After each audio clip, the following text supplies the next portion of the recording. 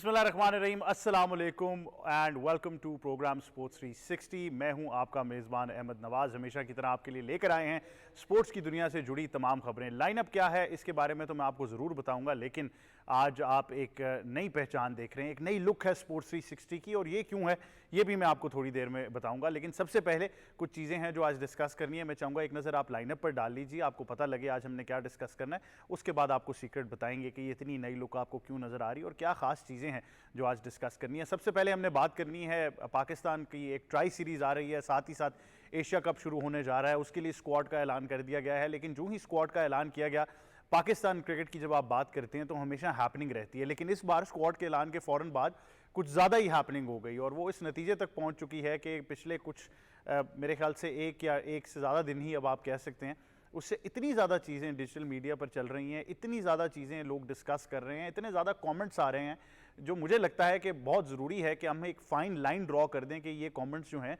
वो एक हद से ज़्यादा तजावुज़ ना करें। सबसे पहले तो मेरे ख्याल से पाकिस्तानी क्रिकेट के जितने शायकीन हैं उनको ये बताना ज़रूरी है कि कुछ नहीं हुआ, सब बेहतरीन है, सब ठीक है।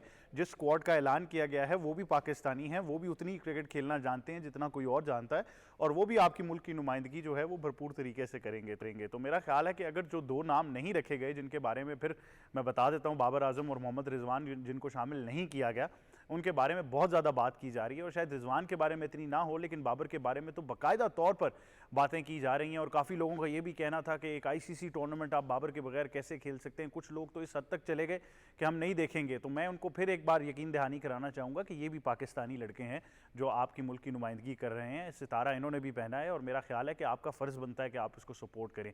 हम अभी शो में यही डिस्कस करेंगे आज, और शो शुरू होने से पहले भी बात कर रहे थे कि मसला ये है कि बहुत अरसे तक हमें बाबर और रिजवान के अलावा क्रिकेट समझ नहीं आई। शायद इसलिए आज हम फील कर रहे हैं कि कहीं क्रिकेट ही ना ख़त्म हो गई हो, जबकि तस्वीर जो है इसके बरक्स है। तो इस बारे में ज़रूर हम गुफ्तगू करेंगे, आपको तमाम तरह डिटेल्स देंगे। उसके बाद आपको बताएंगे कि पाकिस्तान क्रिकेट बोर्ड की जानिब से अंडर 19 ट्रायल्स का शेड्यूल जो है वो भी जारी कर दिया गया है, उसकी तमाम तरह तफसीलात आपको देंगे। यूथ क्रिकेट और पाथवे क्रिकेट की जब आप बात करते हैं तो ये सबसे अहम मरला होता है अंडर 19। ऑल दो इससे पहले आप अंडर 17 हो, अंडर 16 हो, अंडर 13 हो, इन तमाम एज ग्रुप की बात तो हम करते रहते हैं, लेकिन अंडर 19 आई थिंक एक वाज़ेह डिफरेंस बनता है जब आप पाथवे टू क्रिकेट की बात करते हैं यंगस्टर्स के लिए। तो जितने भी यंगस्टर्स हैं, तमाम तर जो ट्रायल्स का शेड्यूल है वो आपको पीसीबी के डिजिटल मीडिया हैंडल्स पर ज़रूर मिलेगा। हम भी शेयर करते रहेंगे ताकि आपको भी पता हो आपके शहर में, आपके ज़िला में ट्रायल्स जो हैं वो कब होने जा रहे हैं, और आप भी इससे बाकायदा तौर पर फ़ायदा उठा सकते हैं और जाकर ट्रायल्स दें। और आई थिंक सबको मौका मिलता है, और हमेशा से ट्रायल्स का एक बड़ा स्ट्रीमलाइन प्रोसेस है। इसके अगर आप ओवरऑल एक आउटलुक की बात करें तो बहुत से प्लेयर्स हैं जो पाकिस्तान के लिए खेले हैं पाकिस्तान अंडर 19 खेलने के बाद। लेकिन उससे भी पहले आपको ये भी बताते चलें कि इसके साथ साथ प्राइम मिनिस्टर्स यूथ प्रोग्राम के तहत भी जो है वो ट्रायल्स का इनेकाद किया गया, उसमें भी पूरे मुल्क में जो है वो ट्रायल्स जारी हैं क्रिकेट के लिए। और मैं ये ज़रूर कहूँगा कि जितने भी बच्चे हैं जो इन ट्रायल्स में हिस्सा ले रहे हैं, या उनके वालिदैन हैं, उनके कोचेज़ हैं, उनसे हमारी ये गुजारिश ज़रूर है कि इनको भरपूर सपोर्ट कीजिए इन बच्चों को। यही पाकिस्तान के क्रिकेट का मुस्तकबिल है, और हमने ये ज़रूर देखना है जब आप इन तमाम अज़ला की बात करते हैं जिनमें ये तमाम ट्रायल्स होंगे। जैसा कि मैंने कहा कि बहुत से ऐसे इलाके हैं जहाँ से हमें पाकिस्तान के लिए बहुत सारा टैलेंट मिला है। तो आई थिंक ये बड़ा ज़रूरी है कि हम सब जो हैं वो आप तक ये खबर पहुँचाएँ कि ट्रायल्स जो हैं उनका शेड्यूल क्या होगा और वो कब शुरू होने जा रहे हैं। एंड आई थिंक ये बड़ा नेसेसरी है कि आप जितने भी लोग पार्टिसिपेट कर रहे हैं वो भी इस खबर को आगे तक फैलाएं। इसके बाद आपसे बात करनी है, कुछ मज़ीद खबरों को शामिल करेंगे। सबसे पहले आपको बताएंगे कि 12वीं आलमी गेम्स 2025 एक ज़बरदस्त इख्तितामी तकरीब के बाद इख्तिताम पजीर हुई। गेम्स में 110 से ज़्यादा मुमालिक ने शिरकत की और 4000 खिलाड़ी जो हैं वो इन गेम्स का हिस्सा थे। तो ये वर्ल्ड गेम्स जो हैं अपने इख्तिताम को पहुँची हैं, बड़ी ही शानदार रही हैं, and now these games come to an end. और उसके बाद आपसे बात करेंगे क्रीक ओपन स्क्वॉश टूर्नामेंट की, जहाँ पर पाकिस्तान के शुएब इरफान जो हैं उन्होंने फाइनल में मलेशियन खिलाड़ी को शिकस्त देकर टाइटल अपने नाम कर लिया है। तो चाहे ऑफिशियल इवेंट्स हों, प्लेट इवेंट्स हों, डिफरेंट जो मुख्तलिफ इवेंट्स हैं स्क्वॉश के लिए, वहाँ पर बार बार आई थिंक परफॉर्मेंसेस जारी हैं। प्लेयर हमेशा बिजी रहना चाहिए, हमने ये भी कहा है। और आई थिंक जब आप इनकी बात करते हैं, अशरफ की, ये बहुत ही शानदार प्लेयर हैं। हमने बहुत ज़्यादा बात की, इवन हमजा खान की हम बात कर चुके हैं। मैं फिर वही कहूँगा, आई थिंक रिपीट होगी यह बात के ट्रांजिशन की बात मैं फिर से कहूँगा कि ट्रांजिशन बड़ी ज़रूरी है। अशरफ की जो कामयाबी का सिलसिला है वो जारी रहा है, ट्रेनिंग भी अच्छी थी इनकी, और डेफिनेटली आपको ये ज़रूर बताते चलें कि स्क्वॉश को लेकर बहुत सारी खबरें जो हैं वो पॉजिटिव आती रही हैं पिछले कुछ 6 महीने 1 साल के अंदर। आई थिंक लेकिन उस प्रोसेस को स्ट्रीमलाइन कैसे करना है, ये ट्रांजिशन जो है वो बड़ी ज़रूरी होने वाली है। और उसके बाद आपसे एक बड़ी ख़ास गेम के बारे में आखिर में बात करेंगे। हमेशा की तरह आपका एक बड़ा फेवरेट सेगमेंट है, तो आज आपको एक और नया खेल है जो मुतारिफ़ कराएंगे। तो अब बात करनी है इन तमाम चीज़ों पर तफसील में। मेहमानों से आपका तारुफ़ कराना है, लेकिन मेहमानों से तारुफ़ कराने से पहले मेरे ख्याल से स्पोर्ट्स 360 पाकिस्तान टेलीविज़न और पाकिस्तान के लिए ये बहुत बड़ा एजाज़ है कि स्पोर्ट्स 360 के जो हमारे दो बहुत अहम मेंबर हैं पैनल के, उन दोनों को सदारती अवार्ड के लिए नामज़द किया गया है। सबसे पहले अगर हम सना मीर साहिबा की बात करें तो ये ना सिर्फ स्पोर्ट्स प्रेजेंटर हैं, क्रिकेट कमेंटेटर भी हैं, इंटरनेशनल अगर आप बात करें सतह पर पाकिस्तान की नुमाइंदगी भी कर चुकी हैं, आईसीसी हॉल ऑफ फेमर हैं, उसके साथ साथ कमेंट्री हो, प्रेजेंटिंग हो, पाकिस्तान की साबिक क्रिकेट कप्तान भी रही हैं। और अब एक और एजाज़ है, इससे पहले तमगा इम्तियाज़ भी इनको मिल चुका है और अब इनको बाकायदा तौर पर सितारे इम्तियाज़ के लिए नामज़द किया गया है, जो कि मेरे ख्याल से एक बहुत ही बड़ा सदारती अवार्ड है जिससे इनको 23 मार्च अगले साल नवाजा जाएगा। तो इनका तारुफ आपसे मैंने कराना ज़रूरी था, लेकिन आई थिंक सबसे पहले स्पेशल बात तो ये है। अस्सलाम वालेकुम, आपको बहुत बहुत मुबारक हो। वालेकुम अस्सलाम, थैंक यू सो मच। और साथ शादी के पास बिल्कुल कमाओगे, उनको हमारी तरफ से भी बहुत मुबारक, क्योंकि आई थिंक ये बड़ी मेहनत की बात है। हम लोग जो क्रिकेटर्स होते हैं, हम लोगों को एयर टाइम ज़रा काफ़ी मिल जाता है पर जो शाजी ने अचीव किया और बहुत वेल डिज़र्विंग। मैं बहुत लोगों के साथ बैठी हूँ टेलीविज़न पे, स्पोर्ट्स जर्नलिस्ट के साथ, पर जो इनकी नॉलेज है, जितना इन्होंने मेहनत की है, तो बहुत बहुत मुबारक जी आपको। बिल्कुल वेरी वेल डिज़र्व। बिल्कुल, हम सबकी तरफ से सना को बहुत मुबारकबाद। लेकिन अब जो अगली पर्सनालिटी हैं, आई थिंक उनके लिए भी सेलिब्रेट करने का मौका है। हमारे लिए बड़े एजाज़ की बात है कि वो स्पोर्ट्स 360 का हिस्सा है, तो एक नहीं बल्कि दो सदारती अवार्ड जो हैं वो हमारे पास आ गए। एक हॉल ऑफ फेमर तो पहले ही थी हमारे पास, लेकिन अगर इनके जर्नलिज्म करियर की बात करें तो बड़ा ही शानदार रहा है। स्पोर्ट्स की बारीकियों को अगर आप देखें, इसमें सिर्फ क्रिकेट शामिल नहीं है, इसमें सिर्फ ओलंपिक्स का जिक्र नहीं है, मुख्तलिफ स्पोर्ट्स दुनिया की जितनी हैं, इनका कलम जो है वो चलता रहा। बहुत सारी चीज़ें जो हैं, बहुत सारे रास्ते के अंदर रुकावटें आई, लेकिन इनका जो कलम है वो नहीं रुका। और अगर आप इनके करियर की बात करें तो एक आउटस्टैंडिंग करियर तो ज़रूर रहा है। मेरे लिए ये बहुत एक ख़ास मकाम रखते हैं, क्योंकि मुझे आज भी याद है, और आज मैं चलिए टेलीविज़न पर बता भी देता हूँ कि पाकिस्तान टेलीविज़न न्यूज़ के प्लेटफॉर्म पर उर्दू का पहला स्पोर्ट्स शो मुझे इन्होंने करवाया था। और मुझे अभी भी याद है कि वो मेरे लिए बड़ा नया एक्सपीरियंस था, क्योंकि मैं अंग्रेज़ी प्लेटफॉर्म पर तो कर ही रहा था, लेकिन इन्होंने बड़ा हौसला दिया और फिर हमने वो प्रोग्राम किया था। वो बड़ा ज़बरदस्त एक हमारा एक ट्रांसमिशन सी थी, और उसके बाद फिर जो है प्रोग्राम्स का बाकायदा तौर पर आगाज़ हो गया था। और सीनियर स्पोर्ट्स जर्नलिस्ट हैं, हमारे तज्ज़ियाकार भी हैं, हम इनसे बहुत कुछ सीखते हैं, इनके कॉलम्स भी पढ़ते हैं, और फिर आकर बहुत सारी इनसाइड न्यूज़ जिसको आप कहते हैं, सोर्स जो हमारी हैं वो हमेशा यही होते हैं, इनसे इनसाइड न्यूज़ भी हम लेते हैं। और अब बाकायदा तौर पर इनको तमगा इम्तियाज़ की जो अवार्ड है, तमगा इम्तियाज़, उनके लिए नामज़द किया गया है। उस अवार्ड के लिए इनको बाकायदा तौर पर इनकी जितनी सलाहियतें हैं, जितनी इनकी कॉन्ट्रीब्यूशंस हैं स्पोर्ट्स जर्नलिज्म के लिए, देर आए लेकिन दुरुस्त आए, और बाकायदा तौर पर अब तमगा इम्तियाज़ के लिए नॉमिनेट किया गया है, जो कि इनको 23 मार्च 2026 को दिया जाएगा। मैं बात कर रहा हूँ जनाब मोई शाह साहब की। अस्सलाम वालेकुम सर, आपको बहुत बहुत मुबारक हो। मुबारक तो बनती है, सबसे पहले मैं कहता हूँ सना की बनती है। देखें, स्पोर्ट्स जर्नलिज्म बहुत मैं इसको ज़रूर कहूँगा कि एक मुश्किल प्रोफेशन है, ख़ासकर हमारे मुल्क में। बहुत मुश्किल इसलिए है कि आपको बहुत मेहनत करनी पड़ती है, और अगर आप मेहनत करते हैं तो फिर आपको जाके कहीं इसका सिला मिलता है, और सिला मिलते मिलते मेरा ख्याल तकरीबन 38 साल हो गए। लेकिन देखें, सबसे अच्छी जो बात है वो ये है कि कम अज़ कम इस गवर्नमेंट ने स्पोर्ट्स जर्नलिस्ट की एक वैल्यू को जाना या उसको रिकग्नाइज किया। तगमे तो तगमात मिलते रहे हैं, प्रीवियसली भी मिलते रहे हैं, कोई स्पोर्ट्स जर्नलिस्ट को कहीं उसकी वैल्यू नज़र नहीं आई। लेकिन मैं इस प्लेटफॉर्म से ministry of information, Attaullah Tarar साहब, राना मशहूद साहब, ये और हाईअप्स जो भी हैं, जो इसमें इसकी कमेटी के हेड थे, उनका इसलिए शुक्रिया अदा करूँगा कि एक नया ट्रेंड उन्होंने सेट किया है। देखें, मैं तो तगमा मेरा तो जो भी है वो मिल गया या नहीं मिला, लेकिन एक रास्ता खुला है, जिस तरह आपसे बात हो रही थी कि एक डोर ओपन हुआ है कि, और एक समझ आई है कि sports journalist is very much part of this system. आप अगर प्रिंट मीडिया में जाते हैं, आप इलेक्ट्रॉनिक मीडिया में जाते हैं, तो उसकी वैल्यू बहुत है। और हकीकत में मैं आपको बताऊं, जितना स्पोर्ट्स जर्नलिस्ट को फॉलो किया जाता है, शायद ही किसी और जर्नलिस्ट को फॉलो नहीं किया जाता। ज़रूर हमारे कॉन्टेक्ट आई आपसे नहीं होते, सच्ची बात है, क्योंकि हमारा इंटरेक्शन इतना ज़्यादा आई आपसे नहीं होता। लेकिन जो हमें फॉलो करते हैं, हमें पढ़ते हैं, हमें सुनते हैं, वो लोगों की तादाद शायद उनसे बहुत ज़्यादा है जो दूसरे जर्नलिस्ट हैं, या मतलब पॉलिटिकल जर्नलिस्ट हैं, या किसी और उसमें जर्नलिस्ट है। तो बहुत अच्छा एक स्टेप है। ये नहीं है कि मुझे मिला है तो मैं इसलिए कह रहा हूँ, मेरे मिलने के बाद शायद औरों को भी बहुत मिले। तो वो एक डोर ओपन हुआ है, एक नया समझ आई है कि स्पोर्ट्स जर्नलिस्ट की कितनी वैल्यू है, या उसको अपने साथ रखना चाहिए और उसको इस सारे सिस्टम का हिस्सा बनाना चाहिए, ये इंपॉर्टेंट बिल्कुल। लेकिन आई थिंक इससे ज़्यादा इंपॉर्टेंट ये है कि मोई शाह साहब पाकिस्तान की तारीख के पहले स्पोर्ट्स जर्नलिस्ट बनेंगे जिनको इस अवार्ड से नवाजा जाएगा, और मेरे ख्याल से कितने ऐसे स्पोर्ट्स जर्नलिस्ट हैं जो अब इनको देखकर ये सोचेंगे कि बिल्कुल इस फील्ड के अंदर भी बाकायदा तौर पर रिकग्निशन है, और ये फील्ड भी जो है वो उतनी ही डेडिकेटेड है जितनी जर्नलिज्म की कोई भी फील्ड है। साथ ही साथ हमारे तीसरे मेहमान जो हमें ज्वाइन कर रहे हैं बड़ी ही ज़बरदस्त डायनामिक पर्सनालिटी हैं, एक यंग आदमी हैं हम सब की तरह, और यूथ की नुमाइंदगी करते हैं। ना सिर्फ एक बेहतरीन स्पोर्ट्स एक्सपर्ट और जर्नलिस्ट हैं, बल्कि हाल ही में ये Rawalpindi Islamabad sports journalist association के सदर भी मुंतखब हुए, और इनके सदर आते ही हम सब ने ये कहा कि अब हमारी यूथ रिप्रेजेंटेशन जो है वो आ गई है, तो बड़ी ज़बरदस्त जो है वो आगे पॉलिसीज़ हमें रिश्ता की देखने को मिलेंगी। हमें ज्वाइन करें अबू बकर बिन तलत। अस्सलाम वालेकुम। वालेकुम सलाम। कैसे हैं sir? Thank you so much जी। सबसे पहले तो मैं अपने दोनों सीनियर्स को मुबारकबाद देना चाहता हूँ, और आपकी बिहाफ पे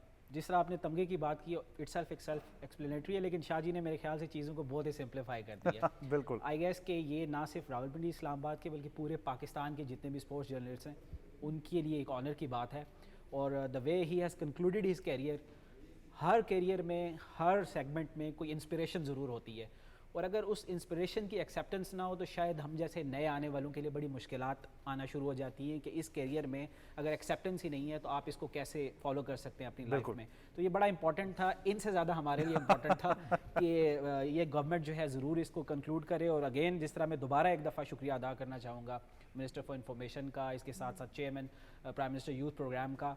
उन्होंने हमारे ओथ टेकिंग सेरेमनी में हमसे वादा किया कि जो स्पोर्ट्स जर्नलिस्ट के इश्यूज़ हैं मैं उनको उसी तरह प्रायोरिटाइज़ करूंगा जिस तरह बाकी जर्नलिस्ट की, और उन्होंने वो करके दिखाया। और मेरे ख्याल से ये फर्स्ट स्टेप है, इसके बाद और भी बहुत सारे काम हैं जो शायद बहुत पहले हो जाने चाहिए लेकिन अभी तक नहीं हो सके। लेकिन देन अगेन मेरी तरफ से और रावलपिंडी इस्लामाबाद स्पोर्ट्स जर्नलिस्ट के तमाम मेंबर्स की तरफ से आप दोनों को बहुत बहुत मुबारक हो। Thank you very much Abu Bakar. I think एक शानदार मौका है ख़ास तौर पर स्पोर्ट्स 360 के लिए, और आई थिंक हमारी जो न्यू लुक और न्यू ब्रांडिंग और न्यू ग्राफिक्स आप देख रहे हैं ये भी आप दोनों के नाम है। लेकिन बिल्कुल फायरवर्क्स की तरह चल रही है, बिल्कुल ये हमने पूरे तरीके से सेलिब्रेट किया। लेकिन मैं ये ज़रूर कहूँगा कि हमारी स्पोर्ट्स 360 की जितनी टीम है उनको ज़रूर हम खिराज तहसीन पेश करेंगे। I think hard working team, इतना ज़बरदस्त कंटेंट लेकर आते हैं, बट अब आपके लिए जो पिछले कुछ दिनों में इन्होंने दिन रात मेहनत करके नए ग्राफिक्स जो है लॉन्च किए, इसमें जितनी टीम शामिल थी इनको बहुत मुबारकबाद हो। आई थिंक एक बड़ा ही शानदार सफ़र है जिसका एक बार फिर से हम आज आगाज़ करने वाले हैं क्योंकि हम स्पोर्ट्स 360 हैं, और डेफिनेटली गुफ्तगू आगे बढ़ाएंगे। लेकिन क्योंकि बात करनी है पाकिस्तान क्रिकेट की, और जो ट्राई सीरीज़ और एशिया कप के लिए स्क्वाड ऐलान किया गया है जिसका, उसके बारे में भी बात करनी है।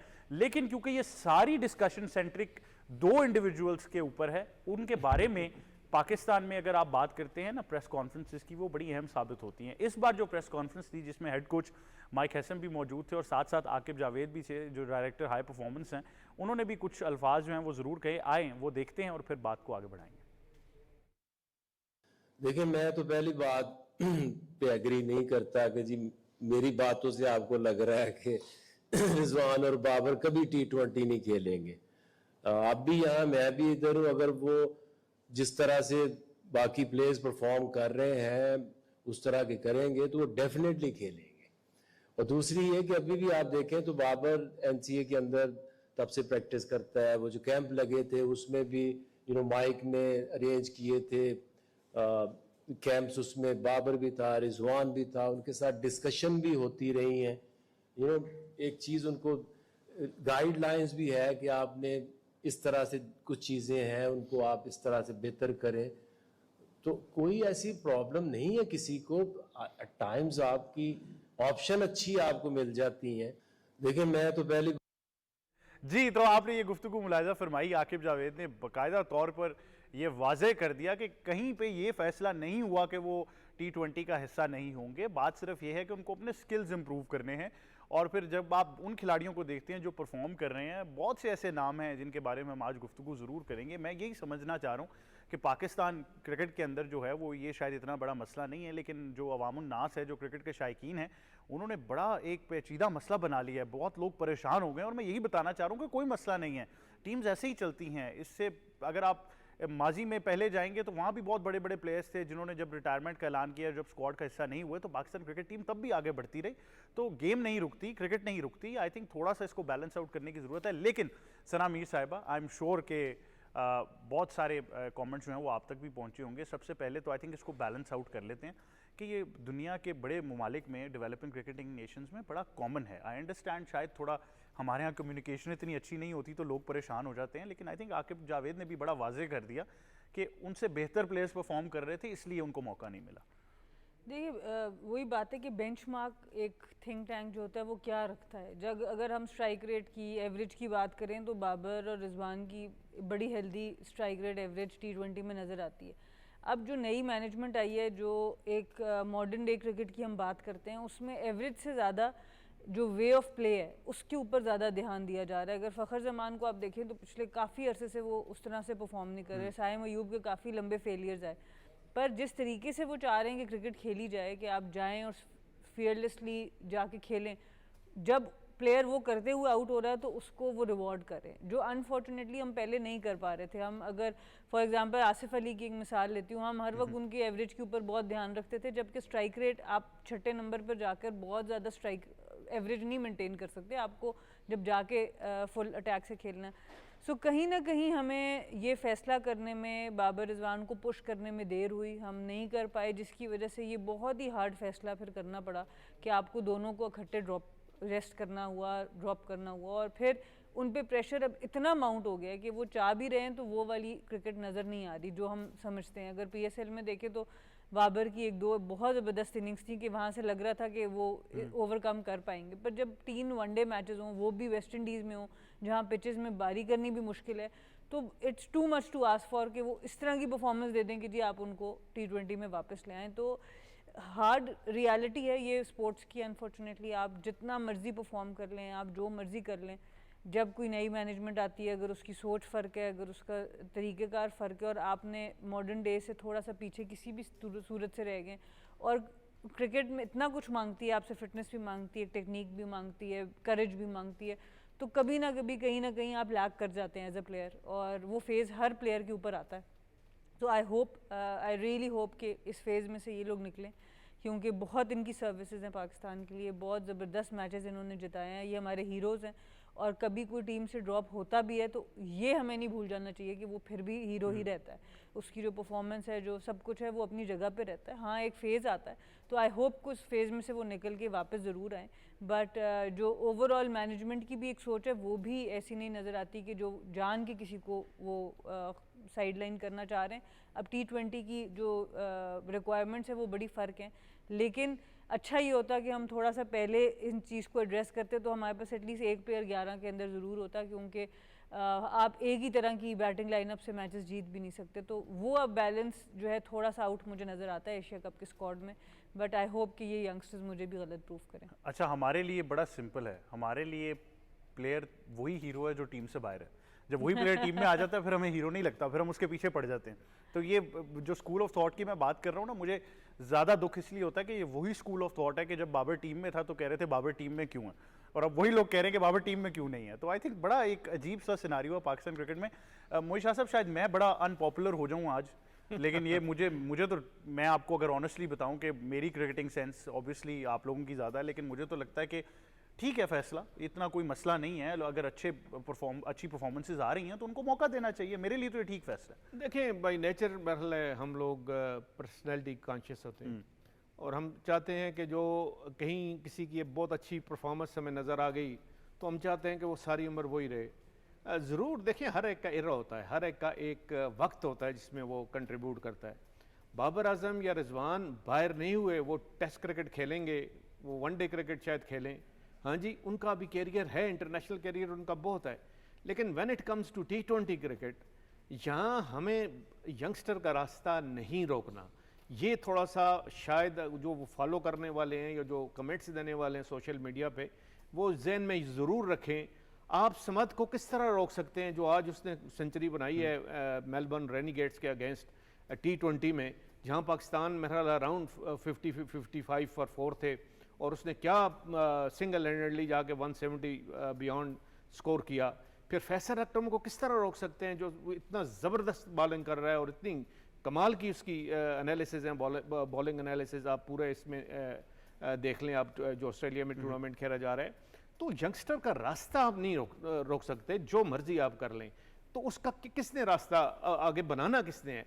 ज़ाहिर है सीनियर ने बनाना है, और उस फॉर्मेट में बनाना है जिस फॉर्मेट में यंगस्टर को ज़्यादा उसकी पहचान ज़्यादा हो सकती है या उसके लिए ज़्यादा अहल है। तो ज़ाहिर है T20, when it comes to T20 आपको 40 ओवर्स विजिलेंट रहना पड़ता है। 40 ओवर्स में आपको कभी भी कोई स्लैकनेस दिखाने की वहाँ पे मतलब रूम ही नहीं होता। तो इसलिए मैं समझता हूँ कि बड़ा एक अच्छा फैसला, और जिस तरह आकिब जावेद ने कहा कि अगर ऑप्शंस आपके पास थोड़ी बेहतर नज़र आ जाती हैं तो फिर आपको उनकी ऑप्शंस की तरफ जाना पड़ता है। तो ये ज़रूर है कि देखें, और हैविंग सेड दैट मैं कहता हूँ कि रिजवान और बाबर की जो कंट्रीब्यूशन है फॉर पाकिस्तान क्रिकेट, वो आप उसको डिनाई कर ही नहीं सकते। उन्होंने ऐसे वक्त में पाकिस्तान के लिए सर्व किया, T20 क्रिकेट हो, वनडे या टेस्ट क्रिकेट हो, जब मैं कहता हूँ कि उस वक्त कोई और सामने था ही नहीं। इन्होंने पेयर ने, मतलब हमें इंडिया के खिलाफ जो 10 विकेटों से हमने, आपको पता है, मैच जीता, वो दोनों ने हमें जिताया। हम और देख लें, बड़े ऐसे मौके आए जहाँ दोनों खड़े हो गए। लेकिन एक मैं खुद भी समझता हूँ, शायद ये खुद भी फील करें कि एक वक्त अब ऐसा आ गया है कि हमें ज़्यादा कंसंट्रेट करना चाहिए लॉन्गर वर्जन की तरफ, वनडे क्रिकेट की तरफ, टेस्ट क्रिकेट की तरफ। आगे वनडे क्रिकेट का भी वर्ल्ड कप आना है, बाबर उसके लिए चाहिए होता है, रिजवान अगर फॉर्म उनकी है तो वो उसके लिए चाहिए होते हैं। लेकिन अभी इतना ज़्यादा कंपटीशन हो गया है, मैं समझता हूँ कि T20 क्रिकेट में शायद आप जो 4-5 यंगस्टर आप जाके ड्रॉप करेंगे वर्ल्ड कप के लिए, उन पे भी आप ज्यादती करेंगे। अच्छा, ये जरूरी है क्योंकि अगर आप इनसे हटके नहीं देखेंगे तो आपको प्लेयर्स नहीं मिलेंगे, जिसकी मिसाल ऑल्दो का थोड़ा कंपैरिजन डिफरेंट है। जिस तरह आपने उस दिन भी वो इनिंग्स ब्रेविस की देखी, तो प्लेयर्स आपको ऐसे ही मिलते हैं जी। देखिए ना, अब आप हम के जी वो ब्रेविस को आप साउथ अफ्रीका साइड पे बैठा दे तो एक पुराना कोई प्लेयर है उसको कंटिन्यू कर दे, बहुमा को चले, बहुमा को जी लेके आ जाए। बहुमा की सर्विसेज तो बहुत है साउथ अफ्रीका क्रिकेट के लिए, लेकिन वो उस टाइप ऑफ क्रिकेट के लिए मौजूद नहीं है। तो ये चीज़ें बड़ी देखने वाली होती हैं और एनालाइज करके आपकी सिलेक्शन होती है। और माशाल्लाह मैं तो समझता हूँ कि बड़ी अच्छी ये बात की है कि चले यंगस्टर पर ज़्यादा आप डिपेंड कर रहे हो। और हमने देख लिया ना जी, वर्ल्ड कप हमने खेला T20 का, हमने जाके वेस्ट इंडीज़ हम पहुँच ही नहीं सके। हमने अमेरिका में जाके वर्ल्ड कप खेला और वहाँ पे देखा रिजल्ट अच्छे नहीं आए। और ये अब रिपीट करते जाएं आप ऐसी अगर सिस्टम को, तो वो उससे फायदा कुछ नहीं होता, रिजल्ट पॉजिटिव नहीं आने। बिल्कुल, बड़ा स्टेल हो जाएगा। अबू बकर, आपने ये तमाम तर डेवलपमेंट्स, आपको पता है बाबर आजम एक फेवरेट टॉपिक है पाकिस्तान का, तो हम किसी भी सीरीज़ की बात कर लें घुमा फिरा के बात वहीं आ जाती है। लेकिन जब आप ओवरऑल स्क्वाड का मुवाजना करते हैं, सलमान लियाका जिसमें कप्तान है, हसन नवाज जैसे यंगस्टर हमें नज़र आता है, सलमान मिर्ज़ा को इंक्लूड किया गया, और मैं जिस तरह कह रहा हूँ कि टैलेंट कभी रुकेगा नहीं पाकिस्तान में। उनको माजी में भी बहुत सारा टैलेंट इसलिए ज़ाया हो गया कि शायद बहुत बड़े बड़े नाम जिनको एक वक्त पर शायद चले जाना चाहिए था या उनको परफॉर्मेंस बेस्ड रखना चाहिए था, वो हम नहीं कर पाए। तो अगर सिस्टम ने पहली बार इतना एक बहादुर फैसला किया है तो आप इसको कैसे एनालाइज कर रहे हैं? देखिए अहमद, मैं ये समझता हूँ कि सबसे पहले तो ये क्लैरिफाई करना बहुत ज़रूरी है कि आप करना क्या चाह रहे हैं, आपके प्लान्स क्या हैं और उनमें क्लैरिटी कितनी है। अराउंड इस साल तकरीबन हमने 11 या 12 T20 मैचेस खेले हैं और उसमें सिर्फ 2 मैचेस ऐसे हैं जिसमें हमारी प्लेइंग 11 जो है वो सेम थी। इससे पहले अगर आप चले जाएं तो लास्ट जो हमने, शाजी भी जिसका जिक्र कर रहे हैं, T20 वर्ल्ड कप जो हमने खेला, और उसके बाद अब एशिया कप जो T20 फॉर्मेट में हम खेल रहे हैं, 4 से 5 प्लेयर्स इस स्क्वाड का हिस्सा है जो उस T20 वर्ल्ड कप में पार्टिसिपेट कर रहे थे। इसके साथ साथ चैंपियंस ट्रॉफी से पहले जिस टीम ने साउथ अफ्रीका और ऑस्ट्रेलिया को वहाँ पर हराया, आपने उसको बिल्कुल साइडलाइन करके नए प्लेयर्स खिलाना शुरू कर दिए। और अब भी अगर आप परफॉर्मेंस बेस के ऊपर आप जाएँ तो जिस तरह हम बात कर रहे थे, देखें आपकी जस्टिफिकेशन ये है कि बाबर और रिजवान स्क्वाड का हिस्सा इस वजह से नहीं है कि मॉडर्न डे क्रिकेट को कम्पीट नहीं कर रहे और स्ट्राइक रेट जो है वो क्वेश्चन मार्क है। तो captain leading from the front, अगर आप हेड टू हेड कंपैरिजन करें तो आई स्टिल बिलीव कि अभी भी बाबर और रिजवान, जिस तरह कप्तान सना मीर ने कहा, उनकी परफॉर्मेंस, उनका स्ट्राइक रेट बेहतर है। लेकिन ऑन द अदर साइड बिल्कुल ऐसा ही है कि हर चीज़ का एक डिक्लाइन भी ज़रूर होता है। बल्ला ज़रूर था रिजवान और बाबर के हाथ में, और शायद उनसे बेहतर अपॉर्चुनिटी, स्पेशली बाबर से बेहतर किसी के पास नहीं थी कि रेड बॉल क्रिकेट में मिडिल ऑर्डर में, वाइट बॉल क्रिकेट में ओडीआई की अगर बात करें तो 1 डाउन में, और T20 में ओपनिंग की स्लॉट में। देखें उनके पास अपॉर्चुनिटी का एक बेपनाह ऑप्शंस मौजूद थी कि वो अपनी परफॉर्मेंस के ज़रिए जस्टिफाई कर सकते थे अपनी प्लेस को। लेकिन अनफॉर्चुनेटली ना सिर्फ उनके लिए बल्कि पाकिस्तान के लिए भी हमने उनको बहुत ज़्यादा कन्फ्यूज़ कर दिया। जितने रन्स बाबर आजम ने या मोहम्मद रिजवान ने बनाए हैं, इस करियर के इस पॉइंट पे आके आप उनको अगर ये कहेंगे कि आपने ये टेक्निकल फ्लॉ है, आपकी ये गलतियां हैं, तो बहुत ही गलत बात है। वो सिर्फ इस वजह से है कि शायद वो टेक्निकल फ्लॉज से ज़्यादा माइंडसेट का इशू है। जो आप प्रेशर एक बिल्ड अप कर रहे हैं, उनको एक स्ट्राइक रेट और नई नई चीज़ें करने की कोशिश कर रहे हैं। मैं बड़ा एक सिंपल सा क्वेश्चन बिल्कुल आपके सामने रखना चाहता हूँ। यही माइक हैसन, न्यूजीलैंड की बड़ी एग्जाम्पल दी जाती है, बड़ी कमाल की इनकी जोड़ी थी जी, बड़ी अच्छी कोचिंग इन्होंने की, कितना चेंज कर लिया इन्होंने न्यूजीलैंड की टीम को। अगर वहाँ पे आप देखें, उनके जो कप्तान थे विलियमसन, क्या उनको उन्होंने एबीडी बना के छोड़ दिया? वहाँ तो ये चेंजेस नहीं करते। जब ये अपने टीम की कोचिंग कर रहे होते हैं तो वहाँ इस तरह के ये एक्सपेरिमेंट्स नहीं करते। When it comes to other, specially ये जो साउथ एशियन कंट्रीज़ हैं, तो यहाँ पर आके ये जो पॉपुलर ओपिनियन होती है, वो भी किसकी, जो उनके सराउंडिंग पीपल होते हैं, डिसीजन मेकर्स, उनको खुश करने के लिए ये वो डिसीजंस लेते हैं शायद जो कि इम्प्लीमेंट ना हो सकते हो। देखें, मैं हमेशा से कहता हूँ कि पाकिस्तान को पाकिस्तान की ब्रांड ऑफ क्रिकेट खेलनी चाहिए। पाकिस्तान कभी भी ऑस्ट्रेलिया की टीम नहीं बन सकता, साउथ अफ्रीका की टीम नहीं बन सकता। हमारे यहाँ ना सिर्फ क्रिकेटिंग का, स्किल्स का भी और फिटनेस का वो कल्चर ही नहीं है जो ऑस्ट्रेलिया या सेना कंट्रीज में है। तो पाकिस्तान को अपनी स्ट्रेंथ्स, अपनी वीकनेसेस के साथ जाना चाहिए और हमारे जो प्लान्स हैं वो क्लियर होने चाहिए। अगर मैं इसको बिल्कुल वन लाइनर ये बताऊं कि जो भी स्क्वाड इन्होंने अनाउंस किया है, शायद इस पे हम बेहतर तभी बात कर सकेंगे। प्लान्स इन्होंने दे दिए, जब इस एशिया कप के बाद जो उसका रिजल्ट होगा, जो आउटकम होगा, शायद उसके बाद डिसाइड हम कर सकेंगे। अच्छा, सही था। थैंक यू फॉर क्लैरिफाइंग कि इसका इंडिकेटर एशिया कप ही होना चाहिए, वो ट्राई सीरीज नहीं होनी चाहिए, वो कहीं से भी नहीं बनती। और एक मसला ये भी है कि हमें जब अच्छा प्लेयर मिल जाए तो हम कप्तान कप्तान खेलना शुरू कर देते हैं, तो वो प्लेयर का जो वो एक ऑरा है वो तो वैसे ही खत्म हो जाता है। वो कप्तानी का इतना वो कहते हैं ना, और टॉस या पास द पार्सल खेलना शुरू कर दिया इतना कि वो सारा ऑरा ही खत्म हो गया। लेकिन इस पर मजीद पूरे हफ्ते में हम जरूर बात करते रहेंगे, स्क्वाड को भी तफसील से एनालाइज करेंगे। मजीद कुछ खबरें हैं जो शामिल करनी है इसमें। सबसे पहले तो अंडर 19 की बात कर लेते हैं। बड़े अरसे से पाकिस्तान में पाथवे ऑफ क्रिकेट को लेकर बात चल रही है। सना, अभी हाल ही में हमने प्राइम मिनिस्टर यूथ प्रोग्राम के तहत भी क्रिकेट के ट्रायल्स देखे, जिसमें लड़के और लड़कियों दोनों के लिए ट्रायल्स अलग से रखे गए। पूरे मुल्क के अंदर ये एक प्रोसेस जो है वो जारी है और अब बाकायदा तौर पर अंडर 19 के ट्रायल्स का ऐलान कर दिया गया। बिल्कुल जी, बहुत अच्छी बात है। जितना हम टैलेंट को जितने यंग एज से उसको ग्रूम करना शुरू करें, आइडेंटिफाई करना शुरू करें, उतनी अच्छी बात है। क्योंकि अब आपको पता है अंडर 19 वर्ल्ड कप भी है, दोनों लड़के लड़कियों दोनों का, और आपको कभी भी प्लेयर 16-17 साल में लेके उनको आप अंडर 19 वर्ल्ड कप में अच्छा परफॉर्म नहीं करा सकते। आपको 12-13 साल से उन प्लेयर्स को कम से कम पिक करना पड़ेगा और उनका जो जर्नी है वो 7-8 साल से शुरू हो जानी चाहिए ताकि वो इंटरनेशनल प्रोडक्ट के तौर पर सामने आ सकें। ऑब्वियसली स्पोर्ट्स 360 की जानिब से मैं सारे फ्लड विक्टिम्स को, जो हमारा एक बहुत ही तबाहकुन फ्लड गिलगित बल्तिस्तान और केपी में आया, उसकी वजह से कुछ ट्रायल्स अफेक्ट ज़रूर हुए हैं, कुछ जगह पर ट्रायल्स को रोका गया है। तो ऑब्वियसली वो चीज़ एक फैक्टर है और हम सब की दुआएं, और हम अभी तक सोच रहे हैं उन लोगों के बारे में और आई होप कि रेस्क्यू भी वहाँ पर पहुँचे। बट अच्छी बात है कि बाकी जो इलाके हैं वहाँ पर ट्रायल्स इस तरह के जारी रहें, क्योंकि स्पोर्ट्स एक ऐसी फील्ड है कि बहुत कम आपको टाइम देती है परफॉर्म करने का। जिस वक्त आप अच्छा परफॉर्म कर रहे होते हैं, ऐसे आपको लगता है कि आप पूरी लाइफ खेलेंगे, पर जो प्लेइंग टाइम होता है वो 10 से 15 साल, बहुत ही आप लकी हों तो 15 से 20 में जा सकते हैं। तो इसलिए बहुत ज़रूरी है कि आप एक यंग एज से टेक्निकल साइड पे, डाइट के पॉइंट ऑफ व्यू से, फिटनेस के पॉइंट ऑफ व्यू से आपको अवेयरनेस आनी शुरू हो जाए, तो बहुत अच्छा है। मैं जब भी कोई यंग अंडर एज ट्रायल्स देखती हूँ तो मुझे बहुत खुशी होती है उस चीज़। अच्छा मुइशा साहब, बहुत सी अंडर एज क्रिकेट होती है जिसमें अंडर 13, 17 भी है, बाद में जाके अंडर 23, 21 का भी एक दफ़ा प्रोसेस शुरू हुआ था, लेकिन पाकिस्तान में अंडर 19 बड़ा बेंचमार्क है, तो ये इसकी ख़ास तौर पर इंपॉर्टेंस है। और इस बार 21 अगस्त से ये ट्रायल्स जो हैं 8 शहरों में कराए जा रहे हैं, तो इसकी इंपॉर्टेंस थोड़ी सी बताइए, क्योंकि ट्रेडिशनली अंडर 19 क्रिकेट हमारे लिए बड़ी ज़रूरी है। देखिए, मैं थोड़ी सी अगर हिस्ट्री पे चला जाऊँ ना, तो अंडर 19 क्रिकेट ने आपको बहुत ज़्यादा टैलेंट दिया है। आप मैं कहता हूँ कि चलें और तो नहीं, आप अर्ली 90s में चले जाएं। ये शुएब अख्तर, मोहम्मद वसीम, ये सारे लोग अंडर 19 की प्रोडक्ट हैं।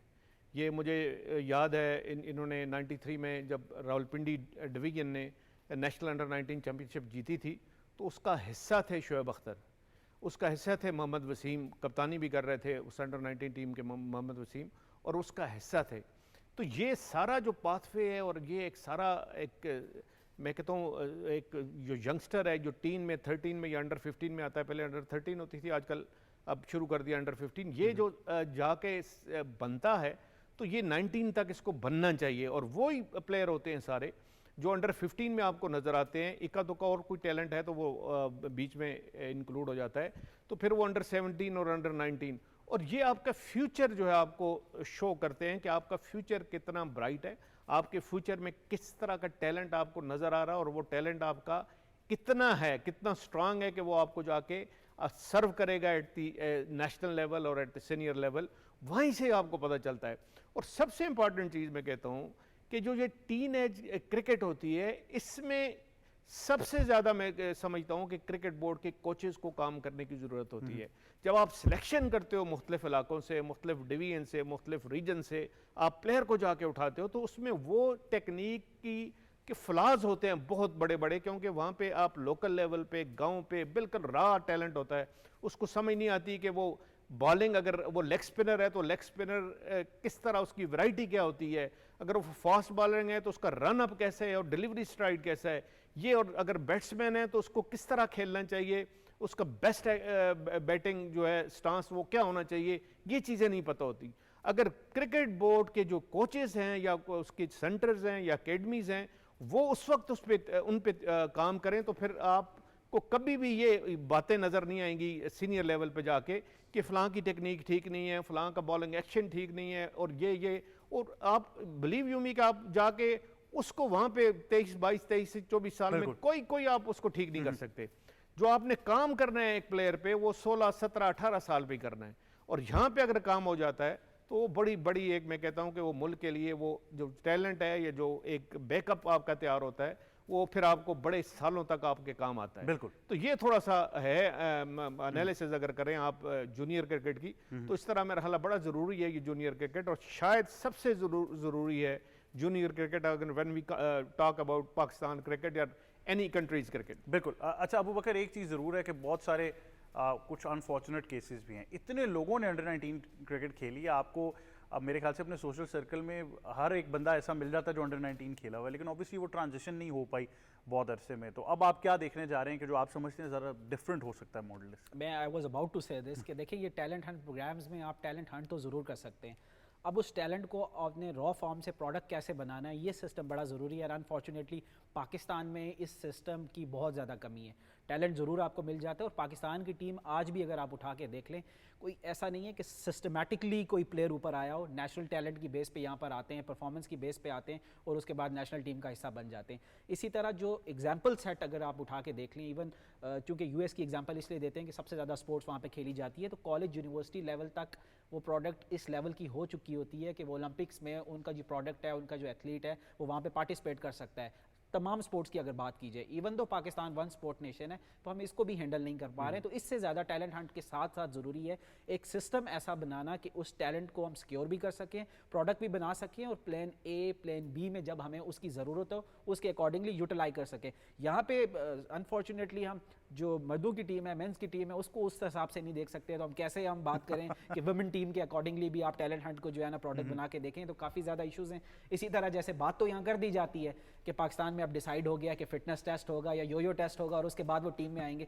भाई आपने उस फिटनेस टेस्ट के लिए क्या फैसिलिटी दी हुई है, क्या बेसिक चीज़ें आपने प्रोवाइड की हुई हैं। इवन एनसीए पूरे पाकिस्तान से अंडर 19, अंडर 15, 13 का बच्चा एनसीए में जाकर प्रैक्टिस नहीं कर सकता, तो आपने एट सम हाउ ये फैसिलिटी ज़रूर देनी है। इसके साथ साथ ये भी इंपॉर्टेंट है, जब इन दोनों चीज़ों का कोलैब होगा तो उसके बाद हम चीज़ों को आगे लेकर जा सकते हैं। बिल्कुल ऐसे ही। और मेरे ख्याल से अबू बकर ने सही बात की है कि आपको उसका भी जो ट्रांजिशन है, उस मॉडल को कैसे फॉलो करना है। इतने अंडर 19 क्रिकेटर्स हैं, और मेरी एक और भी गुजारिश होगी, क्योंकि हाल ही में जब हमने पिछले साल ऐसे ट्रायल्स देखे, तो उन यंग बच्चों को इंतहाई गर्म मौसम के अंदर ऐसी ट्रेनिंग करवाई जा रही थी जिसके बाद आधे से ज़्यादा तो बेचारे इंजर्ड हो गए। तो ऐसा भी नहीं होना चाहिए, उनको अंडर 19 के बच्चों की तरह ही ट्रीट करें। ये कोई बूट कैंप नहीं है, तो ये बड़ा ज़रूरी है। लेकिन साथ ही साथ दो बड़ी खबरें आपको और देनी है। जैसा कि आपको शुरू में बताया था कि वर्ल्ड गेम्स जो हैं वो इख्तिताम पजीर हुई, एक शानदार उनकी क्लोजिंग सेरेमनी थी। और अगर आप इनके नंबर्स की बात करें तो बहुत ही ज़बरदस्त है। 110 से ज़ायद ममालिक और 4000 से ज़ायद खिलाड़ियों ने इसमें शिरकत की, जो मेरे ख्याल से एक बहुत बड़ा प्लेटफॉर्म था। और ऑब्वियसली आपको टैलेंट जो है वो रिकग्नाइज होता हुआ भी नज़र आता है, लेकिन ओवरऑल फिर प्लेयर्स प्रोफाइल के अंदर भी आई थिंक एक बड़ा इंटरनेशनल एक एक्सचेंज ऑफ कल्चर है, एक्सचेंज ऑफ एक्सपीरियंसेस है। तो बड़ी ज़बरदस्त गेम्स रही और मुख्तलिफ डिसिप्लिन्स के अंदर बहुत ही ज़बरदस्त परफॉर्मेंसेज आई। इसके बाद पाकिस्तान के लिए बड़ी खबर, जैसा कि आपको बताया कि जोन्स क्रीक ओपन में अशरफ इरफान जो हैं उन्होंने कामयाबी हासिल की। बहुत ही ज़बरदस्त उनकी कारकर्दगी रही। फाइनल में उन्होंने अपने मलेशियन ओपोनेंट को हराया और टाइटल जो है वो अपने नाम किया। तो मुख्तलिफ जो स्क्वॉश की डोमेन्स रही हैं, वो प्लेट इवेंट्स हों, टाइटल इवेंट्स हों, वहाँ पर बहुत सारी जो कामयाबियाँ हैं वो हम देखते रहे हैं, बड़ी अच्छी परफॉर्मेंसेज रही हैं। अगर कुछ लोग फाइनल नहीं भी जीते, फाइनल तक पहुँचना या नॉकआउट स्टेज तक भी रसाई हासिल करना आई थिंक एक बड़ी वाज़ेह इंप्रूवमेंट है। लेकिन बात यही है कि थोड़ा सा अगर कलेक्टिव एफर्ट्स जो है वो स्क्वॉश की तरफ ज़्यादा ज़रूरी हैं। वहाँ पर कुछ ऐसी परफॉर्मेंसेज हैं जो हाल ही में हम यही देखते रहे हैं कि एक सर्टन स्टेज तक आप जाते हैं, इसलिए हम इजिप्शियंस की बहुत बात करते हैं कि उनको बीट करना अब आपको जो है वो उस लेवल तक पहुँचना पड़ेगा ताकि वो थोड़ा सा मैच हो सके।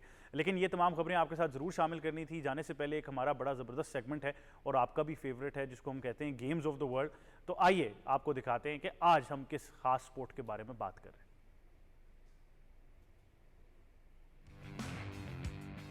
डॉग रेस एक निहायत दिलकश और पुरजोश खेल है जिसमें खुसूसी तौर पर तरबियत याफ्ता कुत्ते बिजली की रफ्तार से एक मखसूस ट्रैक पर दौड़ लगाते हैं।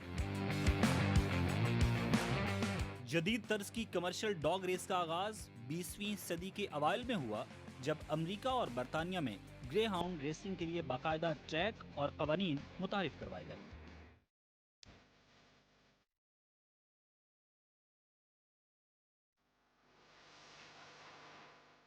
मुकाबले से कबल कुत्तों को मुनज़्ज़म और पेशेवराना तरबियत दी जाती है, जिसमें बर्क रफ्तारी से आगाज करने की मशक, दौड़ने की दुरुस्त तकनीक और पूरी रेस के दौरान रफ्तार और तवानाई को बरकरार रखने का हुनर सिखाया जाता है।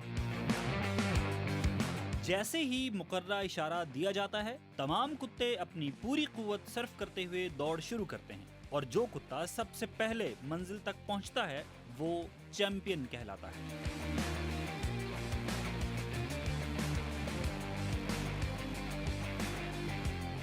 इस खेल में इंसाफ, हिफाजत और शफाफियत को यकीनी बनाने के लिए सख्त कवानीन राइज हैं। हर कुत्ते के लिए अलहदा लाइन मुकर्रर की जाती है ताकि किसी की रफ्तार या रास्ता मुतासिर ना हो, जबकि मालिक या ट्रेनर को सिर्फ मखसूस मकाम से ही अपने कुत्ते को हिदायत देने की इजाज़त होती है। डॉग रेस न सिर्फ नाजरीन के जोशो खरोश को जिला बख्शती है, बल्कि कुत्तों की सेहत, बर्दाश्त और तरबियती रुझान को भी फरोग देती है। दुनिया के कई ममालिक में ये खेल सकाफती मेलों और स्पोर्ट्स इवेंट्स का एक अहम और दिल लुभाने वाला हिस्सा समझा जाता है, जो शायकीन के लिए हमेशा यादगार लम्हे छोड़ जाता है। जी, तो ये थी गेम्स ऑफ द वर्ल्ड, जिसमें आज आपने मुलाहिजा फरमाई एक बड़ी ही मुख्तलिफ स्पोर्ट जिसको डॉग रेस कहते हैं। और इंटरनेशनल इस वक्त जो बेस्ट इसके अंदर हैं चैम्पियन, उनका नाम है गुड कोडी, जिनका ताल्लुक आयरलैंड से है और वो मल्टीपल ऐसी डाबीज जो हैं वो अब तक जो है वो जीत चुके हैं। तो इस बारे में आई थॉट कि बड़ा एक ज़बरदस्त इन्फॉर्मेटिव हमारा सेगमेंट है। मुख्तलिफ स्पोर्ट्स हम शामिल करते रहते हैं। अगर आपके पास भी कोई ऐसी इंटरेस्टिंग स्पोर्ट है तो हमारे डिजिटल मीडिया हैंडल्स पर हमें ज़रूर बताइएगा, हम उसको ज़रूर प्रोग्राम में शामिल करेंगे। बहुत शुक्रिया अबू बकर आपका, मोई शाह साहब आपका, सनामी साहब आपका, बहुत शुक्रिया कि आप तीनों मेहमान हमें ज्वाइन कर रहे थे। यही था आज का प्रोग्राम स्पोर्ट्स 360। मुझे और टीम को दीजिए इजाज़त। अल्लाह हाफिज़।